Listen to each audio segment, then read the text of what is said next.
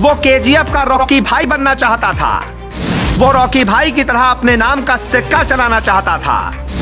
72 घंटों में उसने 3 लोगों को दिया मार। 250 पुलिसकर्मियों समेत पूरे राज्य में मचा दिया हाहाकार। जी, 18 साल का वो आम लड़का रातों रात रॉकी भाई की तरह खास बनना चाहता था।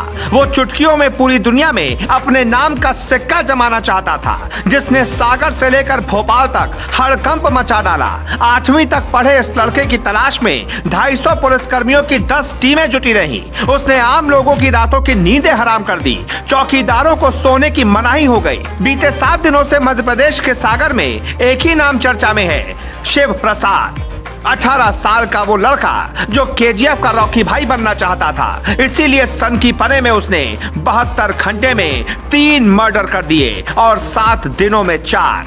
सागर जिले के केकरा गांव का रहने वाला शिव प्रसाद उन सिक्योरिटी गार्डों को मारने की मिशन पर था जो ड्यूटी के दौरान सोते रहते थे। शिव प्रसाद ने सागर जिले में 4 और भोपाल में गुरुवार की रात खजूरी थाना इलाके में एक गार्ड की हत्या कर दी। बाकी हत्याओं की तरह भोपाल में भी उसने गार्ड के सिर पर वार किया था। उसने पुणे में भी एक हत्या की है। शुक्रवार सुबह आखिरकार वो गिरफ्तार हुआ, लेकिन गिरफ्तार होने के बाद जो उसने खुलासा किया वो आपके रोंगटे खड़े कर देगा, आपको सोचने पर मजबूर कर देगा। पुलिस को पूछताछ में शिव प्रसाद ने बताया कि वो फिल्म केजीएफ 2 के रॉकी भाई के किरदार से प्रभावित है। वो गैंगस्टर बनना चाहता था और इसके लिए उसने रुपए भी जमा करने शुरू कर दिए थे। उसकी योजना भविष्य में पुलिस वालों को निशाना बनाने की थी। पुलिस सूत्रों का कहना है कि फिलहाल वरिष्ठ अधिकारी उससे बंद चैम्बर में पूछताछ कर रहे हैं। आरोपी का कहना है कि वो सिर्फ फेमस होना चाहता था। जानकारी तो यह भी मिली है कि शिव प्रसाद 8वीं तक पढ़ा है और गोवा में भी नौकरी कर चुका है। वो टूटी फूटी अंग्रेजी भी बोल लेता है। पुलिस ने आरोपी सीरियल किलर को मोबाइल लोकेशन ट्रेस करते हुए पकड़ा। गिरफ्तारी के बाद उसने सिक्योरिटी गार्ड्स की हत्या करने की बात भी कबूल कर ली।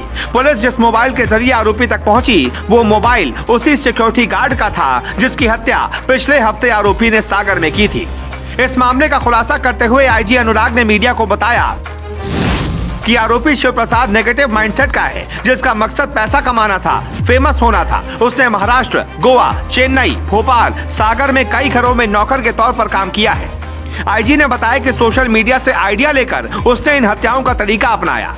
आईजी ने कहा कि सिक्योरिटी गार्ड जिस समय सो रहे होते थे, वो आसपास ही मौजूद पत्थर, हथौड़ा या फावड़ा को हथियार बनाकर वारदात को अंजाम दे देता था। वो 8वीं तक पढ़ा है, लेकिन अंग्रेजी के शब्दों का भरपूर इस्तेमाल कर लेता है। कई जगहों पर काम करने के कारण वो लहजा बदलने में माहिर है। कैसे की चौकीदारों की हत्या? शिव प्रसाद बड़ी ही बेरहमी से हत्या करता था। वो पहले सिर फोड़ता था, फिर उसको कुचल देता था। सागर के कैंट थाना इलाके में एक कारखाने में तैनात चौकीदार कल्याण सिंह रात में थोड़ा सुस्ताने लगा। उसी समय ये हत्यारा हथौड़ा लेकर घुसा और उनके सिर पर ताबड़तोड़ वार कर दिया। इसके बाद सिविल लाइन थाना इलाके के कॉलेज में चौकीदारी कर रहे शंभू दयाल दुबे भी उसका शिकार बन गए। उसने उनके भी सिर पर पत्थर पटक दिया।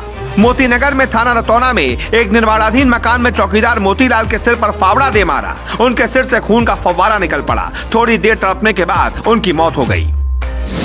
मच गया था पुलिस प्रशासन में हड़कंप। इन ताबड़तोड़ हत्याओं के बाद पुलिस के हाथ पैर फूल गए। किसी को कुछ समझ नहीं आ रहा था, लेकिन इन हत्याओं से एक बात साफ थी कि जो भी इनको अंजाम दे रहा था वो एक ही पैटर्न से सबको मार रहा था, यानी सीधे सिर पर वार। आसपास के सीसीटीवी तलाशे गए तो पता चला कि एक संदिग्ध सफेद शर्ट और हाफ पैंट पे है। उसी आधार पर उसका एक स्केच जारी किया गया, लेकिन कोई सुराग नहीं मिल पा रहा था। चौकीदारों को बोला गया रात में न सोएं। किसी और ऐसी ही घटना को रोकने के लिए सागर पुलिस ने अलर्ट जारी किया कि कोई भी चौकीदार जो रात में ड्यूटी कर रहा है वो सोए नहीं। हत्यारे ने रात में सोने के दौरान ही हमला किया था। सबसे बड़ी बात यह थी कि वो इन घटनाओं को अंजाम क्यों दे रहा था, उसका मकसद क्या कुछ था, कुछ पता नहीं चल पा रहा था। गृह मंत्री को भी देना पड़ा था भरोसा।